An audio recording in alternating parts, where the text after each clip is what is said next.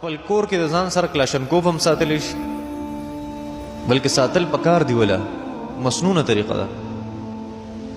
او دغه شان په خپل کور کې ټوپک ساتلی شي، تمانچه ساتلی شي، ازونه ساتلی شي، خنجر ساتلی شي. خنجر دور خو نه دی، خو بیا ضرورت راځي دي سن نه کم سیس چې ستا دپاره د حفاظت سبب وي، نو هغه به ته مکمل اختیار یې یوه.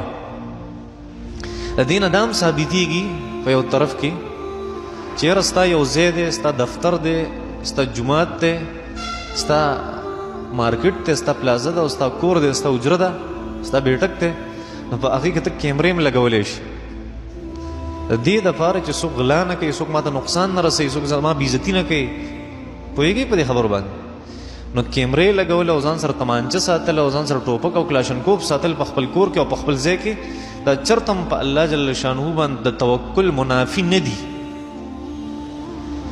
د دې تذکره خو الله جل شانه فرمایي، دلته اوس تذکره وشوه چې کله حالات داسې جوړ شي تا ته پته لګي چې یاره کیدای شي ماته څوک نقصان راورسوي، نو د هغې نقصان نه د بچ کېدو دپاره پوره پوره اسباب به ته اختیارې، که نه اختیارې ته ګناهګارېږي. دا په تا واجب دي.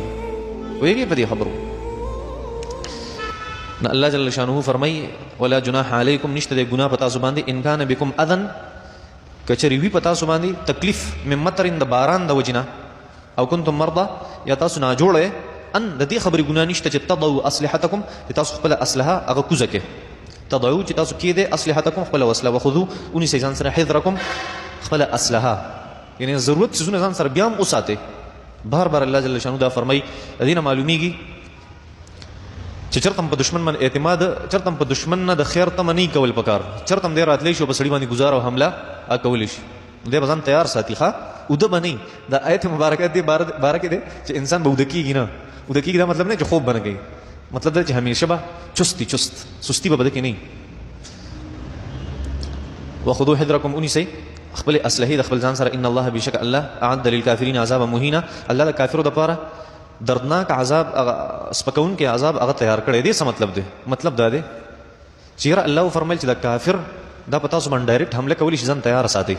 نو مسلمان به وایي چې یاره دا کافر دومره زورور دی. الله فرمایل نه، زه د سره یم، ما هغې عذاب تیار کړی، مه یارېږئ، دا به زه ذلیله کوم دا کافر. ان الله بشک الله اعد تیار کړی دی للکافرین د کافرو دپاره عذابا عذاب مهینا سپکونکی.